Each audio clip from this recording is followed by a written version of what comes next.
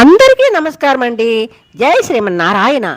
చైత్రమాసములో శ్రీరామ కళ్యాణం కోసం గోరుతో వలవమని ధాన్యము అందరికీ శ్రీకృష్ణ చైతన్య సంఘం వారు అందరికీ పంచడం జరిగింది. మాకు మా మేడం వరలక్ష్మి గారి ద్వారా మాకు వచ్చిందండి.